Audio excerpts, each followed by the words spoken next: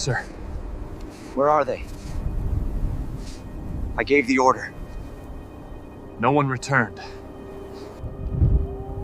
How many are left? We don't know. Napoleon understood in that moment. This was not a retreat. It was abandonment.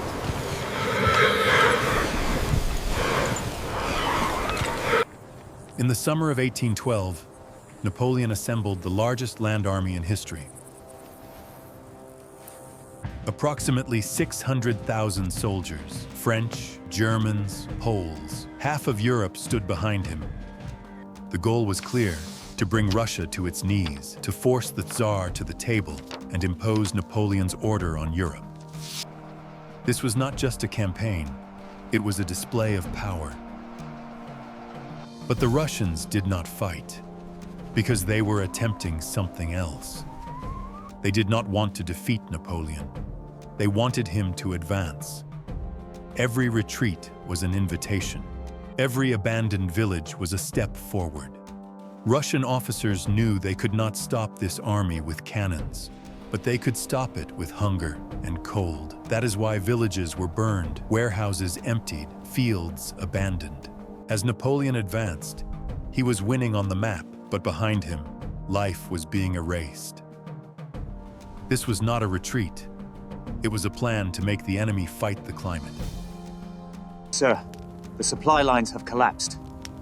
It will end in Moscow. The horses are dying on the road. We'll talk after the victory. This was Napoleon's most dangerous moment, because for the first time, reality did not obey orders. When Napoleon realized this, he had gone too far. Turning back meant weakness. Advancing seemed like the only option. And then, Moscow appeared. Napoleon believed the war would end there, because throughout history, whoever took Moscow was thought to have taken Russia. Napoleon entered Moscow, but the city did not surrender. The gates were closed. The streets were empty. There was victory, but no food. There were houses, but no fuel. There was a city, but no enemy. The Russians did not lose Moscow. They used Moscow. The distances are too long. Turning back would take time. We won't survive the winter. Napoleon was told to turn back. The generals spoke. Maps were open, but he did not listen.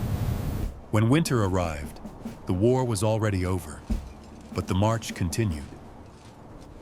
Soldiers fought not an enemy, but silence, cold, hunger. Napoleon fell silent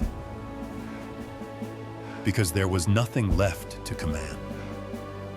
There was nothing left to stay for in Moscow. No food, no firewood, only the cold. Orders stopped. Standards fell. No one looked at anyone. Every morning, one person was missing. Napoleon looked back. There was no army. This was not a retreat. This was abandonment. Sir, the soldiers. Don't say it. Sometimes the truth is understood without being spoken. In the Russian campaign of 1812, nearly 80% of Napoleon's army was destroyed. But what vanished was not only soldiers. And for a leader, there is no heavier defeat.